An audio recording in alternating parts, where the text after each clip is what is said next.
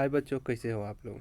आज हम लोग क्लास 10 के गणित यानी मैथमेटिक्स का जो सेंटअप एग्ज़ाम हुआ है उसके क्वेश्चन आंसर के बारे में देखने वाले हैं कि कौन कौन से उसके आंसर सही होंगे। ठीक है, यदि आप एग्ज़ाम दे करके चले आए हैं तो आप अपने आंसर की जांच कर सकते हैं। यदि आप एग्ज़ाम नहीं दिए हैं तो आपके लिए ये वीडियो काफ़ी अच्छा है, आप इसको और डिटेल रूप से देखिए। ठीक है, आज हम लोग इसमें मुख्य रूप से कौन से क्वेश्चन के क्या आंसर होंगे उसको जानेंगे और क्लास में पूरे डिटेल रूप से इसको हम लोग बनाएंगे और समझेंगे। ठीक है, तो इसमें पहला क्वेश्चन पूछा जा रहा है कि 1/√2 क्या है। तो 1/√2 यह एक आपका अपरिमेय संख्या है। ठीक है ना, इसका सी आंसर बिल्कुल सही हो जाएगा। अगला क्वेश्चन यहाँ पर पूछा जा रहा है कि अल्फा बीटा द्विघातीय बहुपद है। ठीक है ना, जिसमें पी एक्स जो x² + 2x + 3 शून्य के ए और बी का मान क्या होगा। तो ए और बी का मान निकालने के लिए c/a करके निकालिएगा, तो यहाँ पर आपका ए आंसर सही हो जाएगा। ठीक है, अगला क्वेश्चन यहाँ पर पूछा जा रहा है कि बहुपद 4x² + 5√2x - 3 का शून्य कौन सा होगा। तो शून्य निकालने के लिए आपको क्या करना होता है कि ये दो द्विघात सूत्र है ना, उसमें इसका प्रयोग किया गया है, b² - 4ac करके निकालिएगा। तो यहाँ पर इसका आंसर आपका आ जाएगा सी आंसर इसका बिल्कुल सही होगा। अगला क्वेश्चन हम लोग देखते हैं। अगला क्वेश्चन यहाँ पर बोला गया है कि दो संख्याओं का गुणनफल दे दिया गया है, मौसा यहाँ पर दे दिया गया है। तो एक सूत्र है ना, लॉसा गुने मौसा बराबर पहली संख्या गुने दूसरी संख्या। ठीक है, तो यहाँ पर पहली संख्या गुने दूसरी संख्या, तो यहाँ पर जो इस तरह से अपने जब एक लॉसा निकालना होता है तो क्या करते हैं कि मौसा से दोनों संख्याओं के गुणनफल को भाग करते हैं। तो जब इसको भाग कीजिएगा तो यहाँ पर ए आंसर आपका सही हो जाएगा। अगला क्वेश्चन है यहाँ पर ए बराबर 2x² गुने 3 गुने 5 के पावर 4 और बी बराबर यहाँ पर 2 के पावर 3 और 3² + 5 गुने 5 दिया गया है। तो अब यहाँ ए और बी का मौसा पूछा जा रहा है। तो जब मौसा पूछा जाता है तो क्या किया जाता है कि जो जो संख्याएं दोनों में सम्मिलित होती हैं उनके न्यूनतम जो घात वाले होते हैं उसको रख के गुना किया जाता है। तो जैसे कि यहाँ पर 2 का यहाँ ये 2 का पावर 2² हो जाएगा, 3 का पावर 2 हो जाएगा और 5 का पावर 1 हो जाएगा। इन सबको गुना कीजिएगा, आपका 180 आंसर आएगा। ठीक है, यहाँ बी आंसर इसका सही हो जाएगा। अगला क्वेश्चन यहाँ पर बहुपद कौन सा पूछा जाए, कौन सा बहुपद नहीं है। तो इसमें बहुपद आपका पूछा जा रहा है कौन सा बहुपद नहीं है। तो इसको आप लोग देखिए कि इसके क्या आंसर होना चाहिए थे। ठीक है ना, इसमें बहुपद पूछा जा रहा है, आप लोग कमेंट करके ज़रूर बताइए। इसका भी देखिए यहाँ पर जो आंसर दिया गया है, ठीक है ना, उसके अनुसार से बहुपद पूछा जा रहा नहीं है। तो यहाँ पर बी आंसर होना चाहिए था क्योंकि इसमें रूट का प्रयोग किया गया है। चलिए अगले क्वेश्चन की तरफ बढ़ते हैं। अगला क्वेश्चन यहाँ पर दिया गया 7 समीकरण निकाय में 2x + 2y - 8 बराबर 0। तो 2x + 4y बराबर 16 का मान क्या होगा। ठीक है ना, तो इसका आप जब मान निकालिएगा तो देखिएगा कि इसके तो अनंत हल है। ठीक है, तो इसका बी आंसर यहाँ पर सही हो जाएगा। यहाँ पर द्विघातीय बहुपद में शून्यकों का जोगफल पूछा जा रहा है। जोगफल 4 है और गुणनफल 1 है। तो द्विघात बहुपद क्या होगा, द्विघात बहुपद पूछा जा रहा है। ठीक है, तो द्विघात बहुपद इसका यहाँ पर बी आंसर हो जाएगा। अगला क्वेश्चन है समीकरण निकायों में 4x + ky + 8 बराबर 0 है और 2x + 2y + 2 बराबर 0 है। तो इसका अद्वितीय हल होगा तो क्या होगा। तो यहाँ पर जो क्वेश्चन दिया गया अद्वितीय हल के लिए k बराबर 4 नहीं होना चाहिए था। ठीक है, यहाँ पर बी आंसर सही हो जाएगा। इसमें पूछा जाए निम्नलिखित में कौन सा द्विघातीय समीकरण है। तो द्विघातीय समीकरण यानी कि a1/a2 बराबर नहीं होना चाहिए b1/b2 के। तो यहाँ पर जो बी आंसर दिया गया है, बी आंसर आपका यहाँ पर बिल्कुल सही हो जाएगा। अगला क्वेश्चन जो दिया गया है यहाँ पर समीकरण ax² + bx + c बराबर 0 मूल के व्युत्क्रम हो, दूसरे के व्युत्क्रम हो तो क्या होगा। ठीक है ना, तो इसका चलिए 10 का हम लोगों ने देखा, 10 का इसका जो ये 10 नंबर क्वेश्चन है ना, 10 का इसका आंसर होना चाहिए था। 10 का आंसर हो जाएगा यहाँ पर 4। ठीक है ना, ठीक है, और जो 11 है, 11 का जो यहाँ पर मूलों का व्युत्क्रम पूछा जा रहा है, 11 का यहाँ मूलों का व्युत्क्रम सी बराबर ए होता है। ठीक है ना, सी बराबर ए, यहाँ पर जो सी दिया गया है, ये आंसर आपका यहाँ पर सही हो जाएगा। अगला क्वेश्चन है 12 में पूछा जाए द्विघात समीकरण x² - 6x + 2 बराबर 0 के मूलों का योग क्या होगा। तो यहाँ पर मूलों का योग होता है -b/a। तो माइनस यहाँ पर दिया गया है तो माइनस 6 हो जाएगा ना। ये +6 हो जाएगा, +6/a, यानी कि यहाँ पर सी आंसर इसका सही हो जाएगा। अगला क्वेश्चन, x = 6 का सरल आरेख कैसा होगा। तो इसका सरल आरेख यदि आप बनाते हैं, ठीक है ना, तो यहाँ पर इसका y और x यहाँ पर निकालते हैं तो इसका आंसर आपका हो जाएगा यहाँ पर अक्ष के समानांतर, ठीक है। अगला क्वेश्चन, निम्नलिखित में कौन सा x अक्ष पर एक बिंदु है। x अक्ष पर बिंदु कौन से हो सकते हैं। इसमें क्या होता है ना कि x अक्ष पर जब नियामक होता है तब x का मान तो कुछ ना कुछ होता है, लेकिन y का मान 0 हो जाता है। तो y का मान 0 किस में है, y का मान इन सब में 0 नहीं है, केवल a में ही y का मान 0 है। तो यहाँ पर a आंसर हो जाएगा। 15 में बोल रहा है कि AP का प्रथम पद a है और सर्व अंतर d हो तो उसका AP का nवां पद क्या होगा। तो इसका AP का nवां पद निकालने के लिए आपको क्या करना होंगे, ठीक है ना, कि a + n1 - 1 + b यहाँ पर होना चाहिए था, ठीक है ना, nवां पद निकालने के लिए। तो इसका b d यहाँ पर जो दिया गया है ना, ये फॉर्मूला है, इससे आप निकाल सकते हैं। इसका आंसर b हो जाएगा, ठीक है। और 16 है, इसका तीसरा पद पूछा जा रहा है कि तीसरा पद कौन सा होगा। तो यहाँ पर देखिए 3 की कमी हो रही है, 3 की कमी हो रही है ना, कि यहाँ पर 3 कम हो रहा है, इसमें से 3 कम हो रहा है। तो 30 × 3 = 90 माइनस यहाँ पर अब क्या कीजिएगा, 10 और 3 13 यहाँ पर घटाइएगा, ठीक है ना। घटा करके तब देखिएगा कितना आंसर आ रहे हैं। आप ऐसे भी बना सकते हैं। इसका आंसर यहाँ पर 77 आएगा। इसमें समांतर श्रेणी में बढ़ती संख्या में लिखा गया और इसमें 205वें पदों को पूछा जा रहा है कि कौन से होगी। तो 7 6 13, इसमें 6 बढ़ रहे हैं, ठीक है ना। तो पहला पद 1 से 6 बढ़ के हुआ था, तो यहाँ पर 205 को 6 से भाग, 205 को क्या कीजिएगा, अब 6 से भाग कीजिएगा, देखिए कितना आ रहा है। तो 205 को जब 6 से भाग कीजिएगा तो ये आपका 34 आएगा। तो यही आंसर होगा, ठीक है। अगला क्वेश्चन देखते हैं कि अगला क्वेश्चन क्या है। समांतर श्रेणी में 3 5 11, 3 5 7 9 11 का nवां पद कौन सा होगा। तो इसमें 2 2 बढ़ रहे हैं, 2 2 संख्या बढ़ रहे हैं। तो इसमें भी जो फॉर्मूला है आपका a + n-1d, ठीक है ना, ये फार्मूला इसमें लगेगा और इससे बनाइएगा तो यहाँ पर आपका आंसर हो जाएगा 2n + 1, ये आंसर यहाँ पर आएगा। जो अनिष्ट नंबर है, इसमें 4 - 3 का मूल बिंदु क्या है। तो जब भी आप यहाँ पर मूल बिंदु निकालते हैं, ठीक है ना, त्रिभुज में, तो आपको क्या करने होते हैं, इन दोनों को रूट करने होते हैं। जैसे कि 4 का स्क्वायर और प्लस -3 का स्क्वायर, तो यहाँ पर प्लस माइनस ये प्लस ही हो जाएगा, और 4 का और 3 का स्क्वायर कीजिएगा तो यहाँ 25 हो जाएगा, और उसको रूट से बाहर कीजिएगा 5, आंसर आपका यहाँ पर आ जाएगा। ये जो 20 नंबर क्वेश्चन है, 20 में बोल रहा है कि साइन 65 डिग्री और साइन 25 डिग्री का मान क्या होगा। तो साइन का मान यहाँ पर तो ठीक है, लेकिन यहाँ पर ये जो साइन स्क्वायर 25 है, तो sine square plus cos square = 1 होता है। तो यहाँ पर साइन को कॉस में बदलिएगा तो यहाँ पर हो जाएगा कॉस स्क्वायर 65 डिग्री, यानी कि साइन स्क्वायर कॉस 65 डिग्री और कॉस स्क्वायर 65 डिग्री दोनों मिलकर कितना हो जाएंगे, यह आपका 1 हो जाएगा, जो कि यहाँ पर 20 का एक आंसर सही हो जाएगा।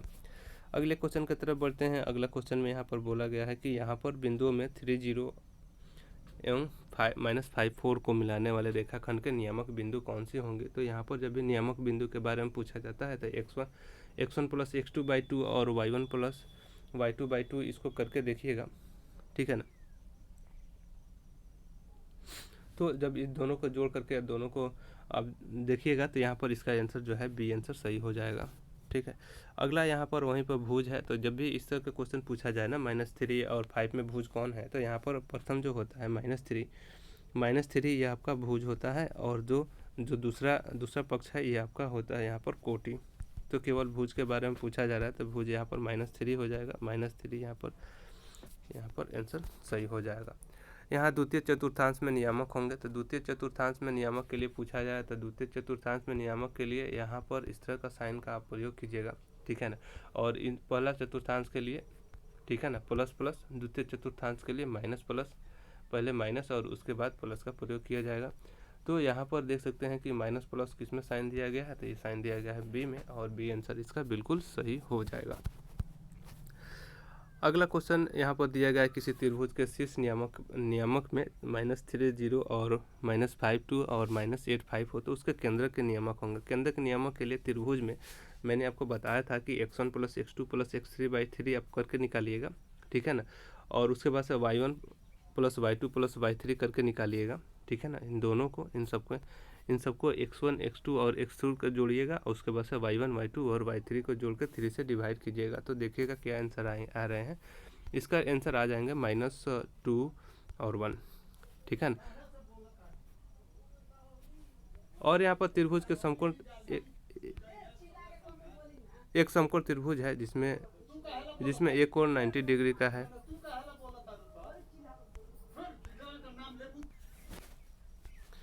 ठीक है, तो यहाँ पर एक त्रिभुज दिया गया, त्रिभुज में एक कोण 90 डिग्री है, तो दूसरा कोण पूछा जा रहा है। तो त्रिभुज के तीनों कोणों का जो होता है 180 डिग्री, और एक कोण आपका सी कोण दे दिया गया 90 डिग्री। तो यहाँ पर cos AB का मान हो जाएगा, ये आपका 90 डिग्री मान हो जाएगा। cos 90 डिग्री का मान कितना होता है, तो cos 90 डिग्री का मान आपका हो जाता है 0, और यहाँ पर आंसर आपका सही हो जाएगा। अगला क्वेश्चन है 28 सेमी व्यास वाले वृत्त की परिधि क्या होगी। तो यहाँ पर वृत्त की परिधि 2πr करके निकालिएगा, यहाँ पर 88 आएगा, ठीक है। अब वृत्त की सबसे लंबी जीवा क्या कहलाती है, तो वृत्त की सबसे लंबी जीवा व्यास कहलाती है, इसको हम जीवा कहते हैं, सबसे लंबा जीवा यह व्यास कहलाता है।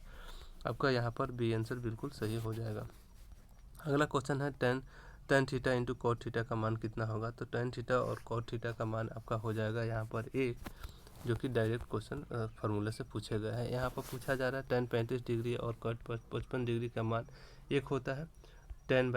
cot बाई tan यहाँ पर आपका इसका भी मान हो जाता है 1, क्योंकि tan को आप cot में बदलिएगा तो ये बराबर हो जाएंगे, और इसका 1 + 1 2 हो जाता है आंसर, ठीक है।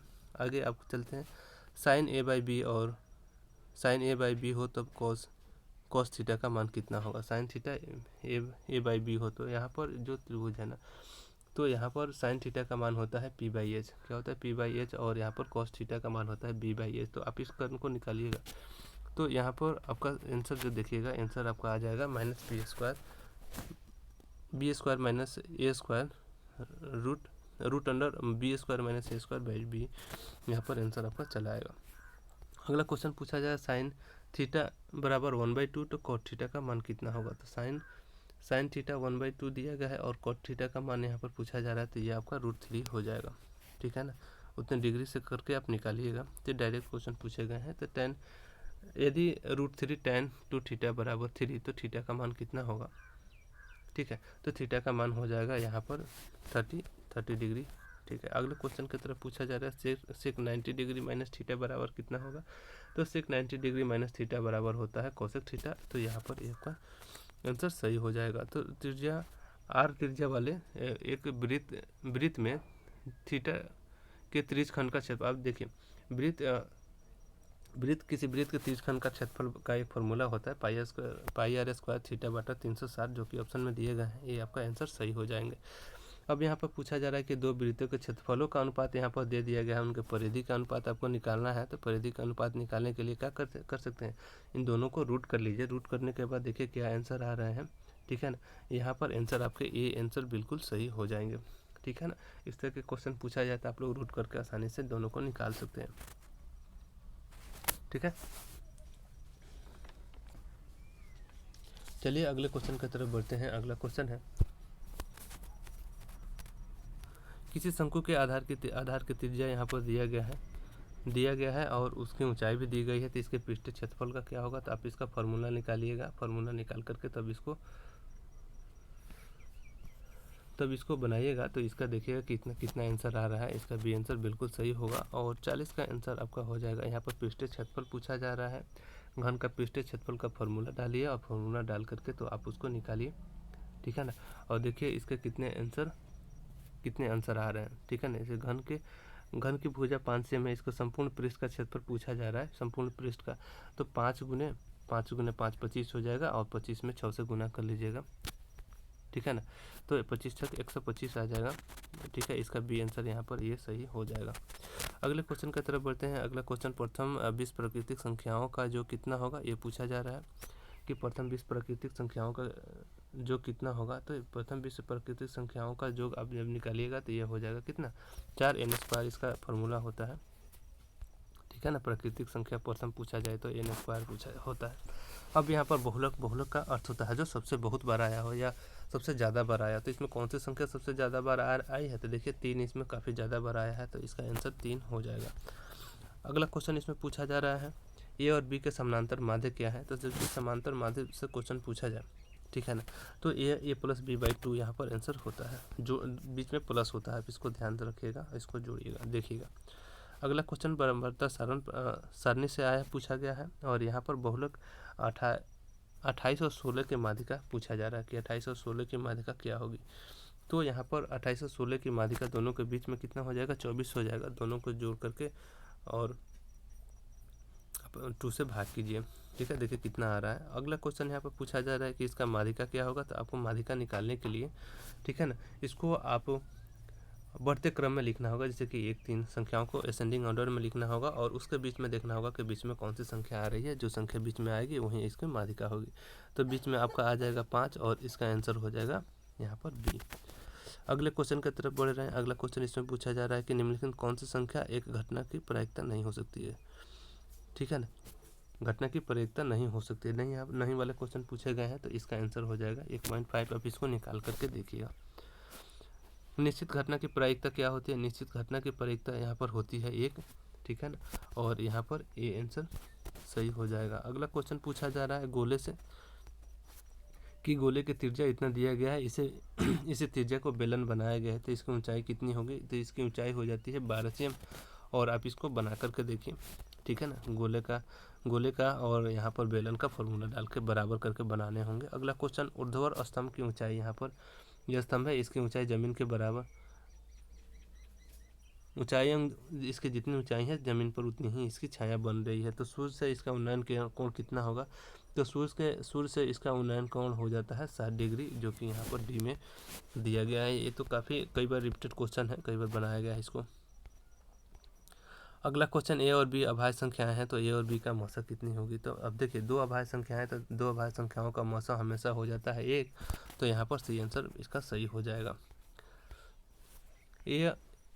ए और भाजक बी के लिए, ठीक है ना, ए बराबर बी क्यू बराबर बी क्यू प्लस आर, जिसमें शेषफल आर के लिए कौन सा संबंध सही है, ठीक है ना। तो जब भी यहाँ पर देखिए, तो इस तरह के जब भी क्वेश्चन पूछे जाते हैं, ठीक है ना, तो जीरो से बड़ा या बराबर आर होता है और आर से भी बड़ा बी होता है। तो यहाँ पर जो आंसर है ना, ये आपका सी आंसर सही हो जाएगा, ठीक है। द्विघातीय समीकरण हम लोग देखते हैं। द्विघातीय समीकरण 2x² - 6x + 7 बराबर 0 दिया गया है। तो इसमें मूलों की प्रकृति क्या होगी, ठीक है ना। इसमें पूछा जा रहा है कि इसमें मूलों की प्रकृति क्या होगी। तो इसमें मूलों की प्रकृति हो जाएगी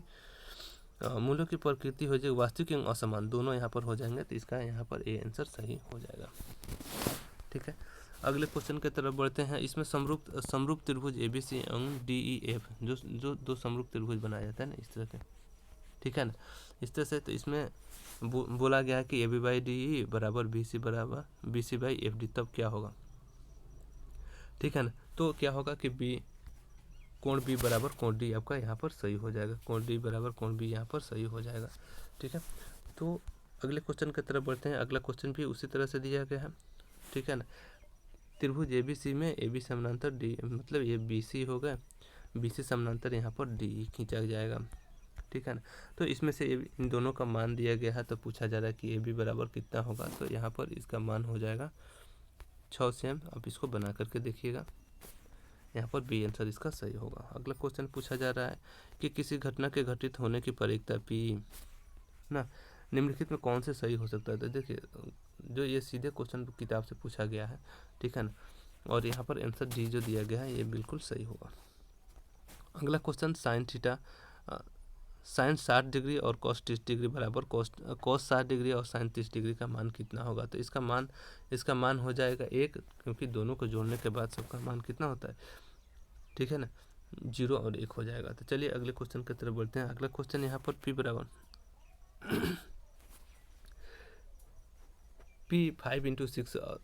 P5 और 6 दिया गया है, ठीक है ना, और कि अक्ष से दूरी कितनी होगी। तो यहाँ पर अक्ष से दूरी कितनी हो जाएगी। तो ये 6 इकाई हो जाएगी अक्ष से दूरी, ठीक है। तो यहाँ पर जो संख्या दिया गया है तो इसमें पूछा जाए कि ये संख्याएं किस तरह की संख्या है, ठीक है ना।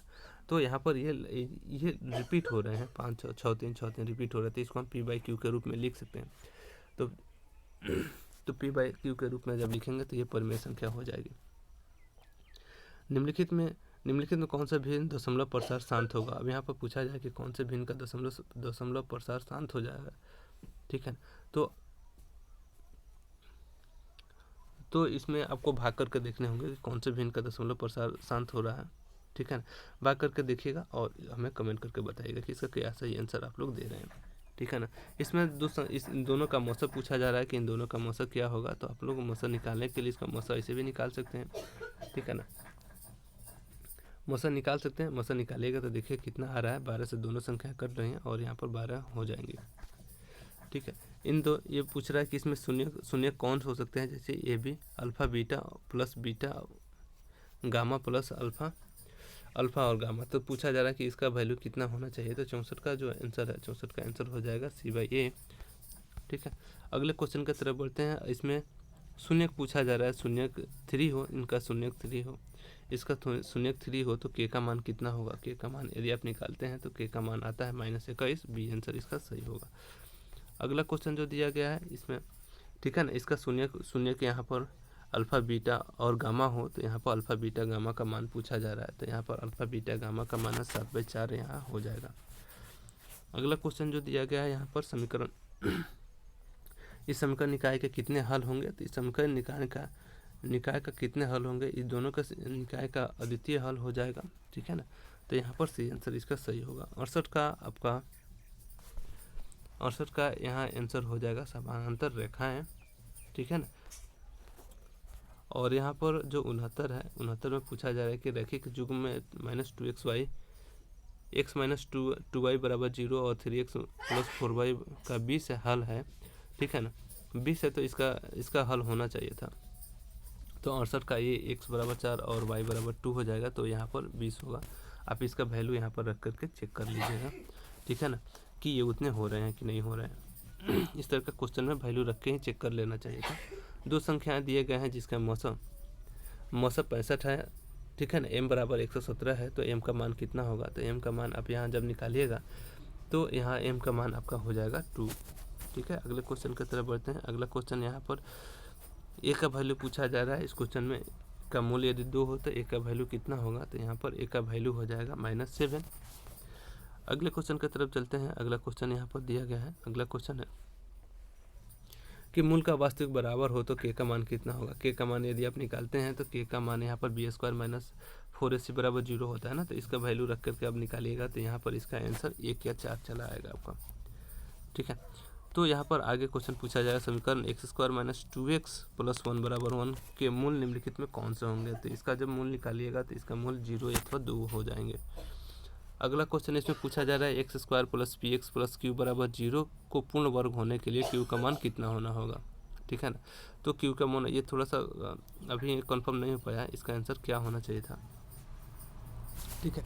अगले क्वेश्चन की तरफ बढ़ते हैं। अगला क्वेश्चन जो है यहाँ पर सर्व अंतर पूछा जा रहा है कि इन सब में सर्व अंतर क्या है, ठीक है ना।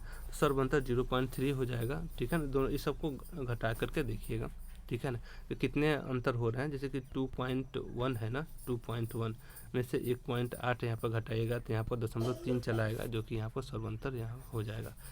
आप हमारे चैनल पर यदि नए हैं तो हमारे चैनल को सब्सक्राइब कीजिए, लाइक कीजिए, बेल आइकन प्रेस कीजिए, ताकि आगे जो क्लास होने वाले हैं इन सभी क्लासों का नोटिफिकेशन मिलते रहे और आपकी मतलब क्लास कर पाएँ और आपके अच्छे मार्क्स चले आ पाएँ जो आगामी एग्ज़ाम है उनमें, ठीक है।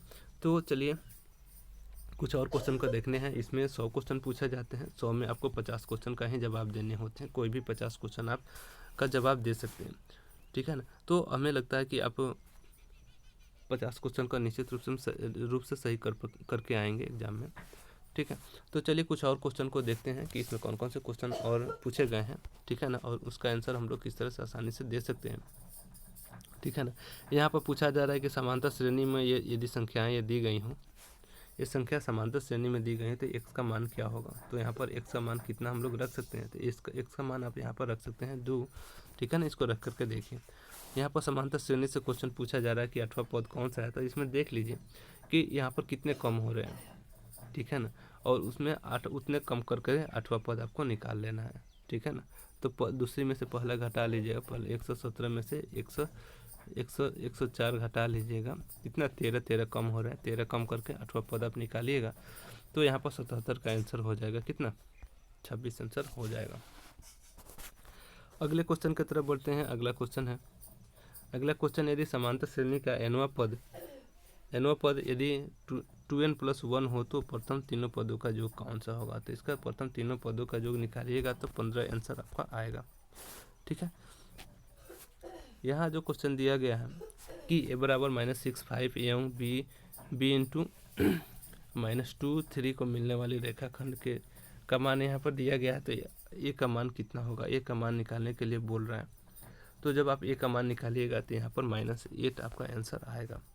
ठीक है ना, 80 है, 80 का यहाँ पर इसका केंद्रक पूछा जा रहा है, तो इसका जब केंद्रक निकालिएगा तो केंद्रक के लिए फॉर्मूला बताया है ना मैंने, x1 + x2 + x3/3 त्रिभुज के केंद्रक। हाँ, तो उसी फार्मूला पर जब आप इसको निकालिएगा तो इसका मान यहाँ पर ये चला आएगा। ठीक है ना, इस फार्मूले से 3-4 क्वेश्चन पूछे गए हैं आपके एग्जाम में। यहाँ पर पूछा जा रहा है कि एक शख्स के जो यहाँ पर 3 बिंदु दिए गए हैं रेखाखंड के अनुपात में अंतर विभाजित करता है, कौन सा इसमें अंतर विभाजित करता है, तो सी आंसर इसका सही हो जाएगा। अगला क्वेश्चन यहाँ पर त्रिभुज ABC में PQBC के समांतर जो यहाँ पर मैंने पिक्चर बनाया था ना, उस पिक्चर का यहाँ पर फिर से आपको ड्रॉ करके फिर से इसको बनाने होंगे। तो 82 का जब आप इसको बनाइएगा तो यहाँ पर इसका आंसर चला आएगा A। ठीक है ना, और 83 यहाँ पर दो त्रिभुजों के क्षेत्रफलों का अनुपात दिया गया है, तो उसके माध्यिका का अनुपात आप निकालिएगा, रूट करके दोनों को रूट कीजिएगा, तो रूट करके निकालिएगा तो क्या आपको मिलेगा, तो यहाँ पर देखिएगा कि 5 और 7 यहाँ पर हो जाएंगे। अगला क्वेश्चन 84 से है। 84 का यहाँ पर आंसर बी हो जाएगा, और 85 है, 85 का भी आंसर आपका यहीं पर जो पूछा जा रहा है कि कौन सा स्पर्श रेखाएं कितनी खींची जा सकती हैं, तो 2 स्पर्श रेखाएं खींची जा सकती हैं। और यहाँ पर ठीक है ना, यहाँ पर P से PT तक और Q केंद्र वाले वृत्त के कितने की स्पर्श रेखा है। यदि OT बराबर 6 cm हो तो OP बराबर 10 cm हो, तो इसका स्पर्श रेखा की लंबाई कितनी होगी। ठीक है ना, तो इसकी लंबाई हो जाएगी कितनी, 8 सेंटीमीटर।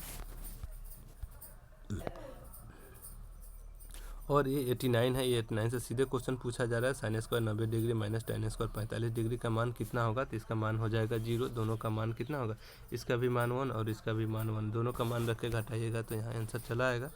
90 नंबर क्वेश्चन है, ये भी डायरेक्ट क्वेश्चन पूछा गया है कि थीटा का मान 45 हो तो tan स्क्वायर थीटा और कोट स्क्वायर थीटा का मान कितना होगा। ठीक है ना, तो यहाँ पर tan स्क्वायर थीटा का मान हो जाएगा 2 और कोट स्क्वायर थीटा 45 डिग्री का मान हो जाएगा 1, दोनों को जोड़िएगा 3, यहाँ पर आंसर हो जाएगा। 91 नंबर क्वेश्चन भी डायरेक्ट उसी तरह से पूछा गया है कि 91 नंबर जो क्वेश्चन है, दोनों का आप यहाँ पर मान रखिएगा तो कितना हो जाएगा, दोनों का मान यहाँ पर रखिएगा तो यहाँ पर दोनों का मान रखिएगा 1/2 और 1/2, तो यहाँ दोनों का मान कितना हो जाएगा, यहाँ पर 1/2 2/2 हो जाएगा ना, तो यहाँ पर इसका आंसर 1 सही हो जाएगा। तो आज के लिए इतना ही, बस मिलता है फिर अगले वीडियो में। ठीक है, तो आप हमारे चैनल पर नए हैं तो चैनल को सब्सक्राइब कीजिए, लाइक कीजिए।